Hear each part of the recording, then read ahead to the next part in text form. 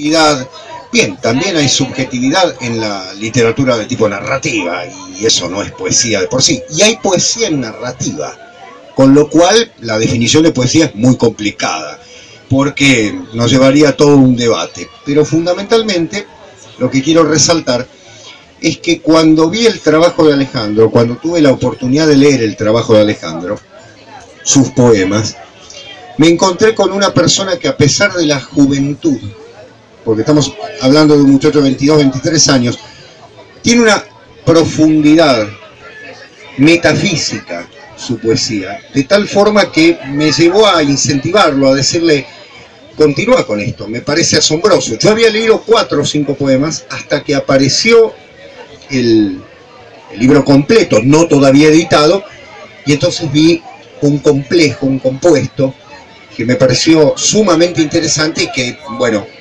desarrollé alguna teoría a partir de ello ahí en el prólogo, diciendo, estamos ante un camino del héroe, es decir, el libro se divide en distintas partes y un trabajo con los elementos, con las pruebas, con la caída, con el silencio, que tiene que ver fundamentalmente con la bien llamada poesía tradicional, que no significa conservar las formas específicamente, sino buscar el lenguaje nuevo que cada poeta crea cuando hace verdadera poesía.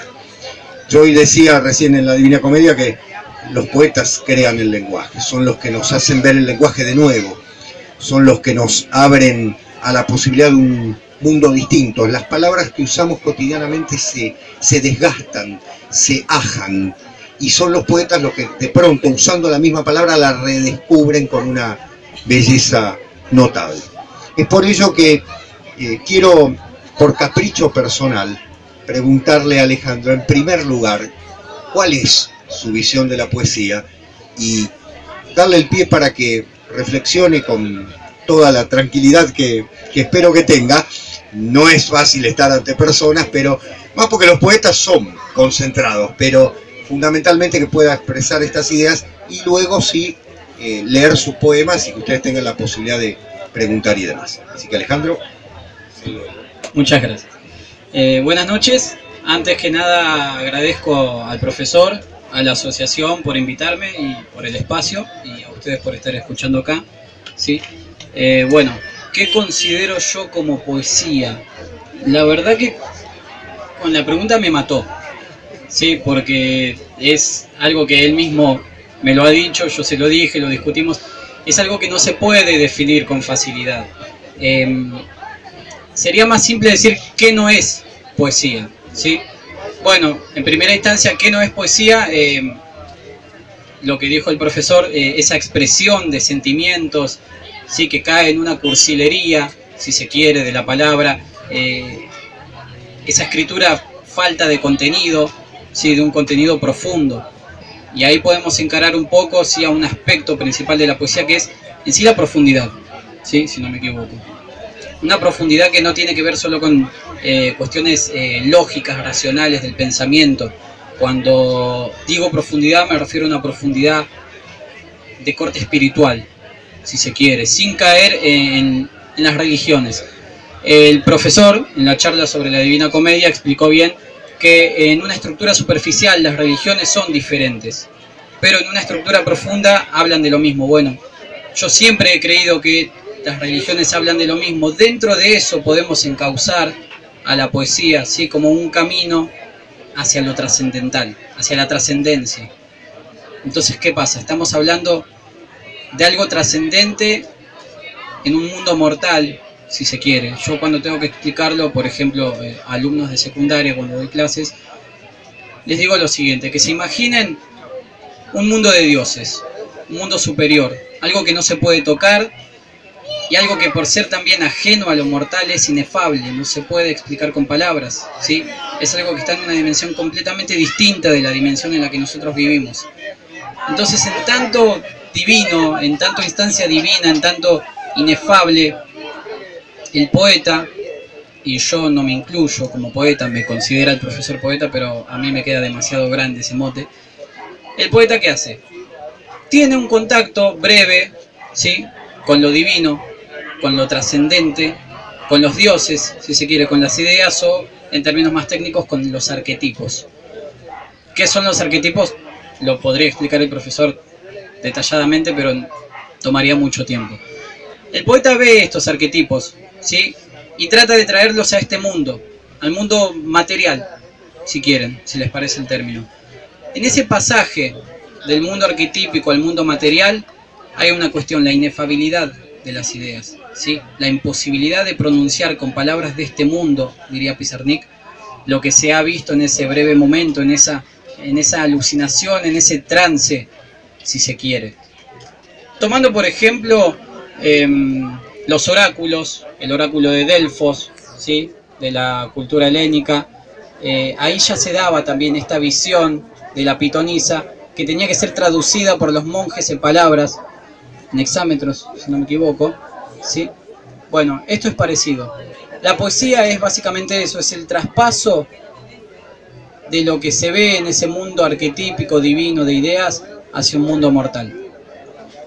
En este camino es donde se encuentran las instancias problemáticas del poeta, y quiero extenderlo más allá del poeta, de cualquier persona que tenga una experiencia profundamente mística, religiosa, espiritual, ¿sí?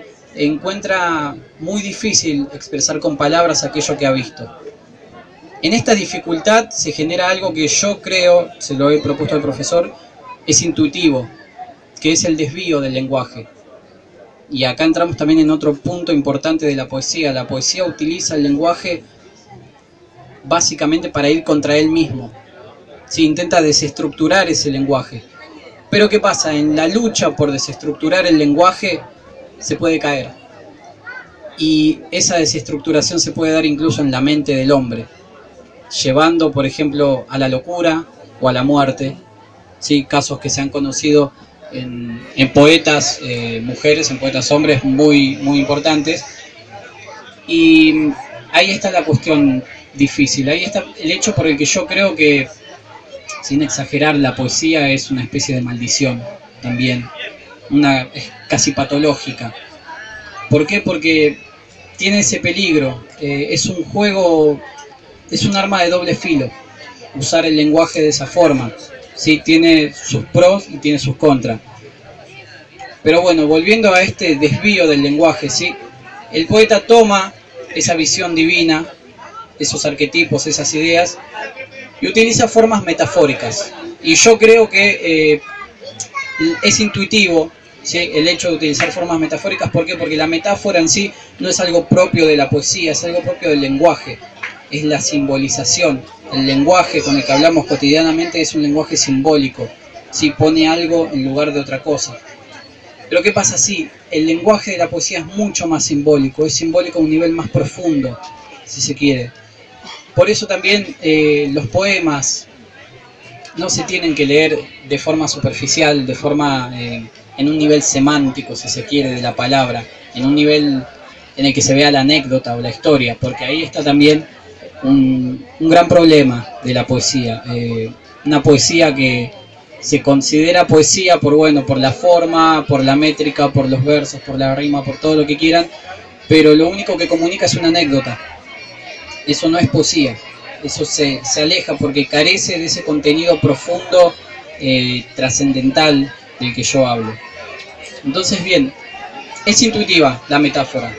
Todas esas cuestiones poéticas, todos esos recursos poéticos que se enseñan en la escuela son intuitivos porque no le queda otra al poeta. Me ha dicho una vez el profesor Gustavo Manzanal, ¿sí? Que al poeta se le va la vida en lo que dice. ¿Por qué se le va la vida? Porque literalmente necesita expresar eso que siente, eso que vio, porque si no se mata.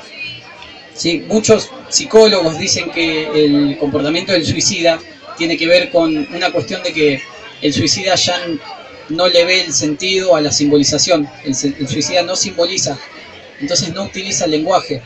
Bueno, ahí está la trampa del lenguaje, ¿sí? Ahí está la trampa de la poesía, el lado trágico de lo poético también. Utilizar de forma que uno se pueda mantener vivo la poesía, para comunicar todo esto a los demás.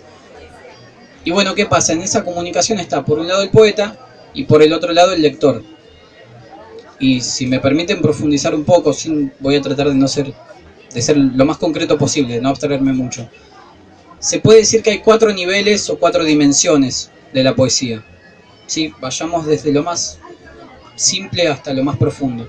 En un nivel superficial, ¿sí?, está lo que yo creo que es el nivel formal, de la forma, la estructura, los versos, la rima, la sonoridad, todo aquello que es lo que uno piensa que es poesía en la escuela. Los chicos cuando tienen que escribir un poema, bueno, escriben cosas que rimen, no sé, ayer vi una cosa, mirá qué grande esa osa, cosas así, simples.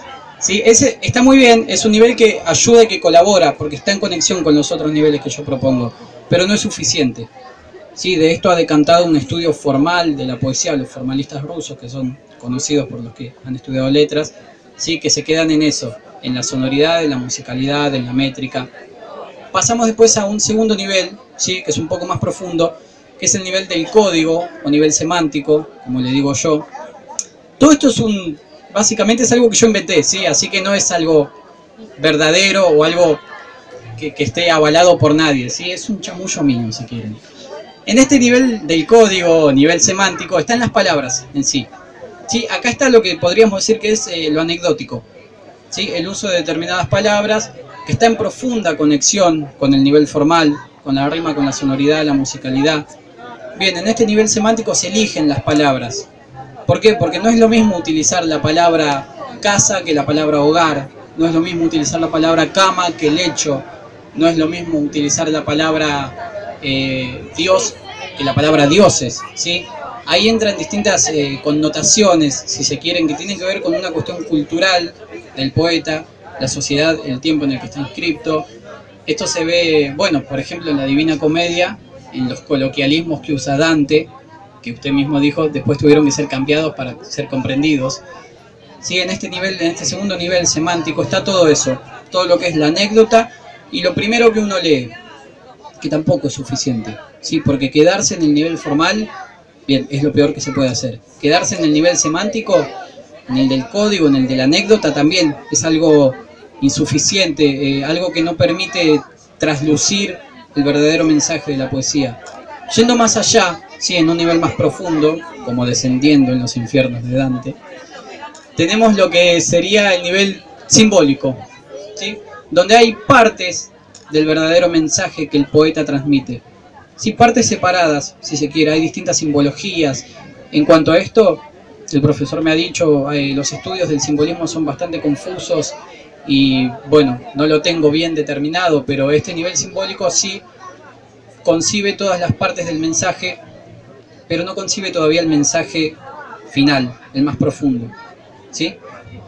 Y pasando, bueno, diciendo algo más, si se quiere, en este nivel simbólico, hay cuestiones simbólicas, por supuesto, que tienen que ver con la personalidad del poeta, con lo que ha vivido y con lo que quizás sí sea difícil de comprender para alguien que no esté dentro de su cultura o que no conozca cuestiones particulares de la historia del poeta. Pero bueno, podemos divagar por esas aguas mucho tiempo y no vamos a tener algo concluso. Pero quiero ir al nivel más importante, el nivel profundo, el que sería el corazón del poema.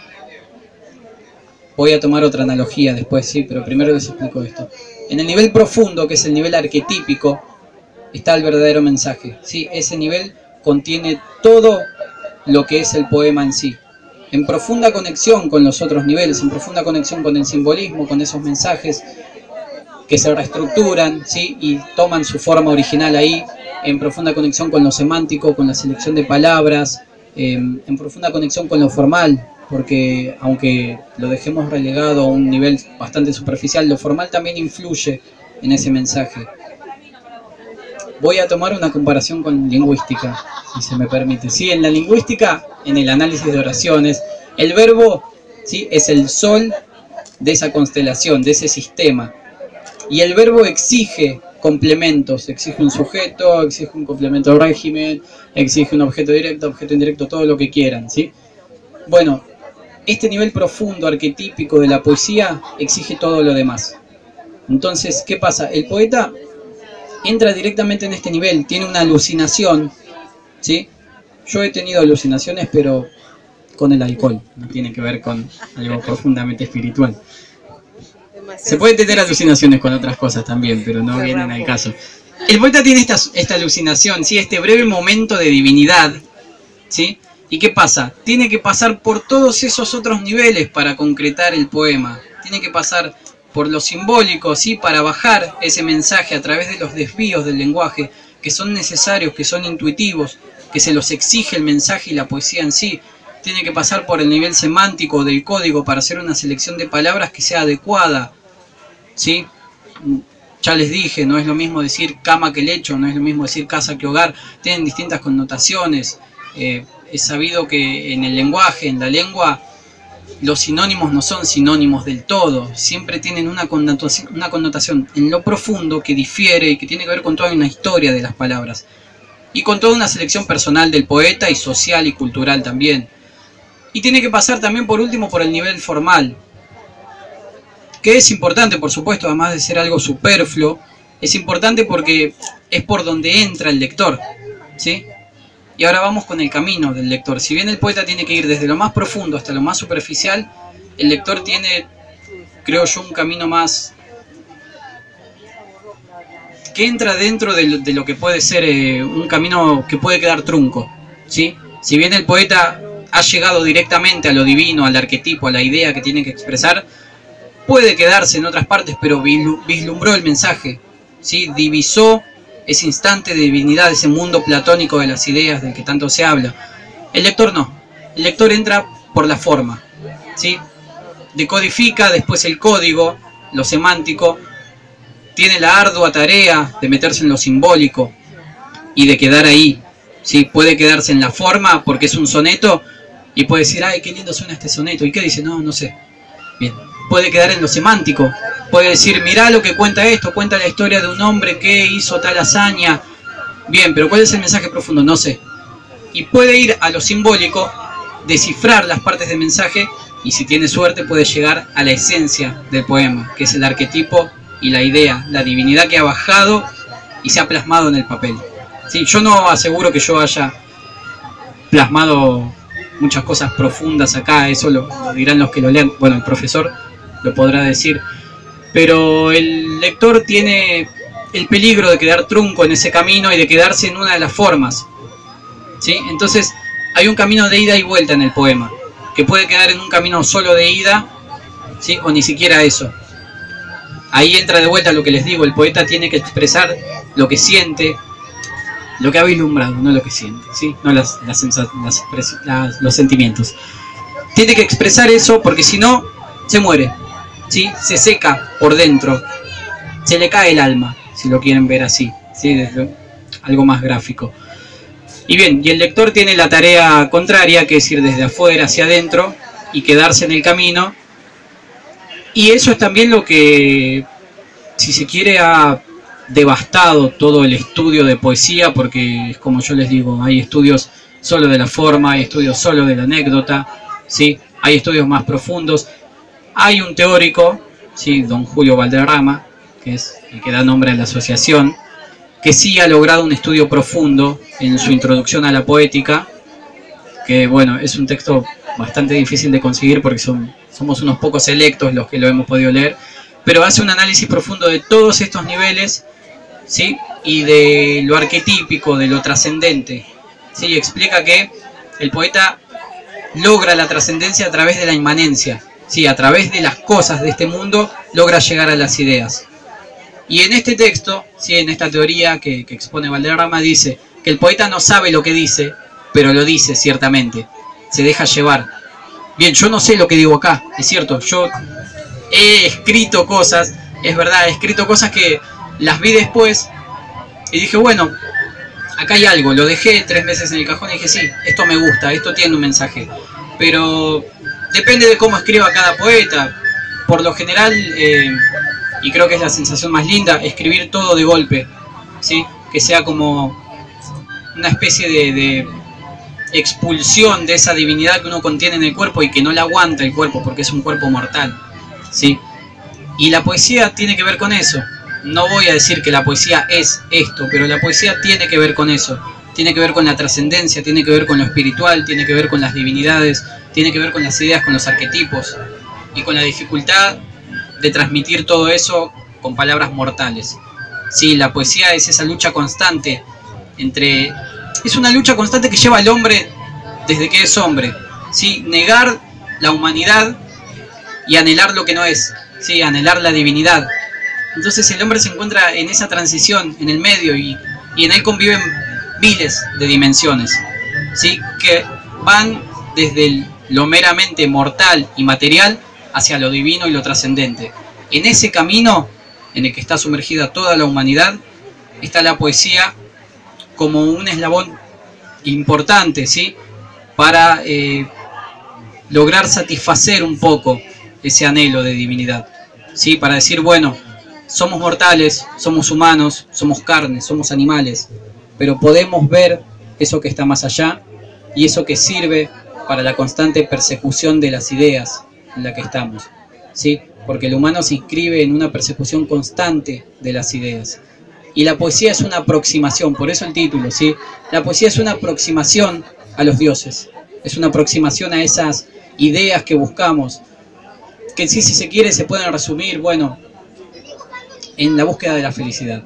Sí, suena muy de Paulo Coelho, pero es básicamente eso, ¿sí? Es la persecución de las ideas y es llegar al estado de calma infinita, o lo que tengan ustedes por paraíso.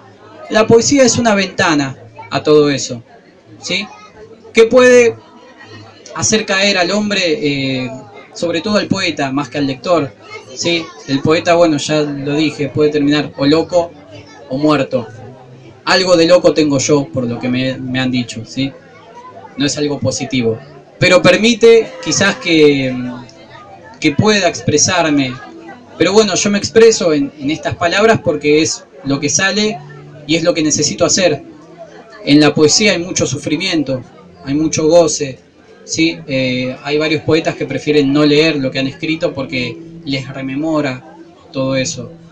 Pero creo que lo importante más allá del poeta, ¿sí? Es ir a la cuestión del lector. El poeta se queda ahí, ve la idea, la transmite y listo. Pero el lector, en esa tarea de llegar a lo profundo, tiene a veces la astucia, si se quiere, y la gloria de tocar esa idea. Y bueno, esto que a mí me lo han dicho algunas personas, de sentirse identificado con lo que dice el poema. Bueno, ese es el mayor éxito del poeta, que alguien se sienta identificado y que sienta lo mismo que ha sentido el poeta en ese momento, ¿sí? Básicamente eso es lo que se busca sin querer, porque se podría decir que es una cuestión egoísta la del poeta, es decir, yo escribo esto porque necesito escribirlo, no para que lo lean los demás. De rebote lo leen los demás, y les gusta y no les gusta, y es cuestión de ellos. El poeta es egoísta en ese sentido, pero hay una conciliación cuando el lector llega y se introduce dentro de la idea y entra en armonía con lo que ha sentido el poeta, ¿sí? Y como para ir cerrando todo este análisis que los debe estar aburriendo un poco, les decía que había 4 niveles de la poesía, ¿sí? Como para que vean la conexión que hay entre lo material o lo mortal y lo divino. El primer nivel que yo les dije, que es el formal, ¿sí? El de la rima, la versificación, las estrofas, los versos, todo eso, vendría a ser el cuerpo del poema, ¿sí? La carne del poema. El segundo nivel, el semántico, el de las palabras, y esta selección y la significación y connotación que tiene cada palabra en el poema, vendría a ser el alma, ¿sí? Algo más profundo.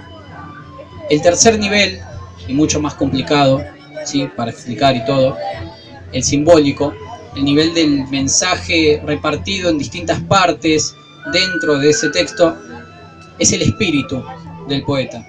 Y por último, el nivel del arquetipo, ¿sí? El nivel divino, el mensaje profundo y original, es el ser.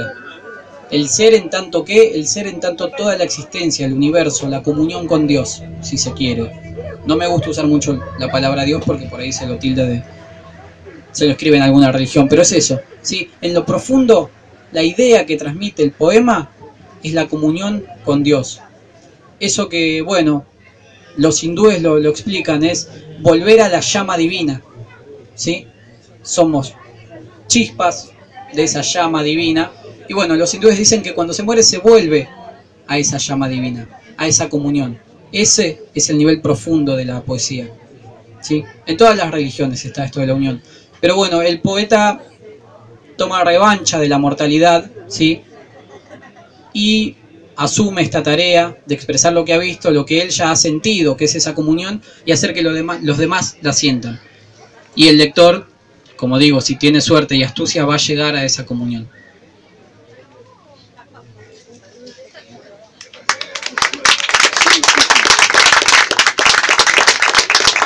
Habíamos pensado en que Alejandro nos leyera alguno de los poemas. ¿Quiere empezar usted? Él quiere que lea yo no tengo problema, pero yo siempre prefiero que lea el poeta, pero bueno, quiere escucharme a mí leer. Bueno, voy a leer algo.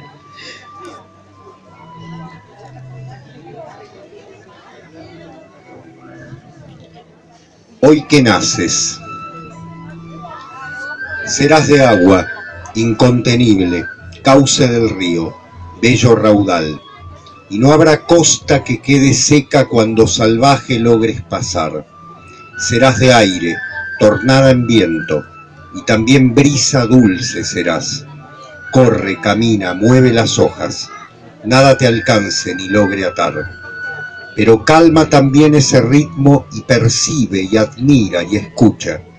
Perseverante cruza el abismo, sea tu paciencia siempre mucha.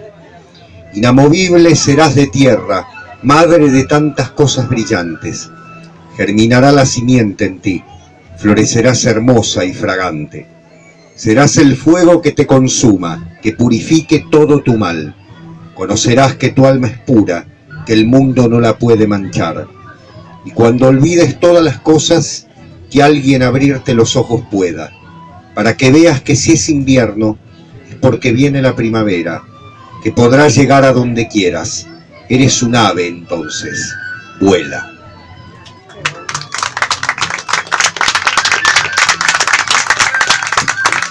Bien.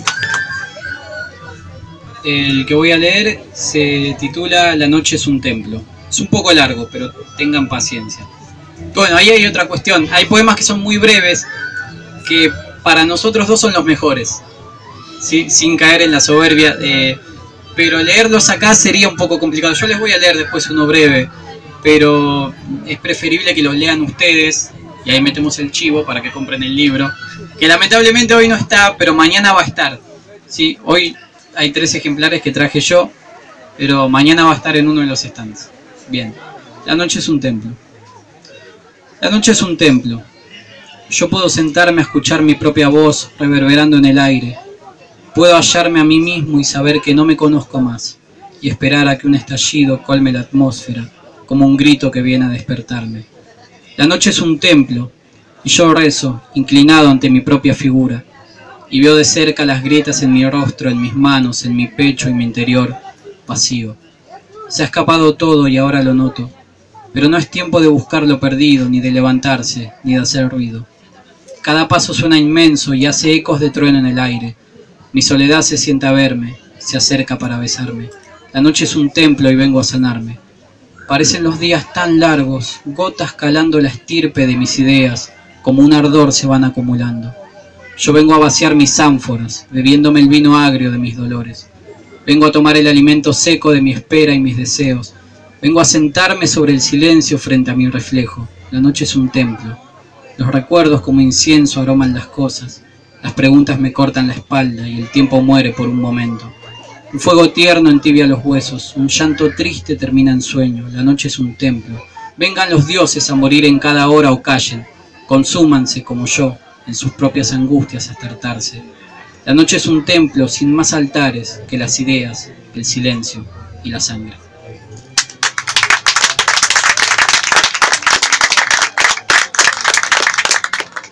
¿Quiere leer usted el de madre?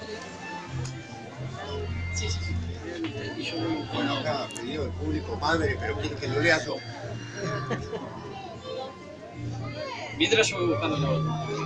Madre, madre, yo soy tu hijo, el que por años en tu pecho sació su hambre, el que jamás recordará la voz de un padre, el que callado medita el mundo y por preguntas es consumido, el que ingenuo aún es niño, el que segundo en este mundo arrojaste. Madre, Las soledades que me persiguen las siento cerca, como incallables. La podredumbre de las raíces seca este árbol, colma las calles. Todas las muertes que vienen, todas las cosas que nacen, se van soltando frente a mi vida, se van uniendo a este paisaje que alumbra la tibia mancha de mis días. Madre, ¿cantas frente a la muerte todavía? ¿Rosas jugando las metálicas mordidas del enemigo? Rompe mi imagen, quiebra conmigo, ahora es cuando despunta el día. Suelta a tu hijo, vete tranquila, todo esto es mío. Lo que te debo, me lo deberán algún día. Lo que me has hecho, lo arreglaré en mi día.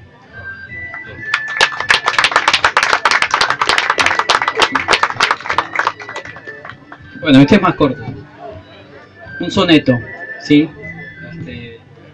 Que es todo un logro, porque escribir un soneto es la muerte.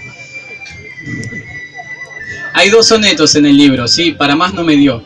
Si no, no estaría acá. Bien. La humildad del héroe. Sigue, joven, el trazo de las luces sobre el negro lienzo de oscuridades. Sigue sin temer por las tempestades ni por los hondos dolores que cruces. Ciertas fuerzas te harán caer de bruces y descenderte intentarán al Hades. Mira hacia el cielo sus infinidades, aquello que ves en tu alma introduces. Si suena fuerte lo que tu alma implora, verás cómo nace en ti la destreza para encenderla dulce y vencedora. Mas no soberbies toda esa pureza, pues un hombre eres, apréndelo ahora, y toda de cristal es tu grandeza.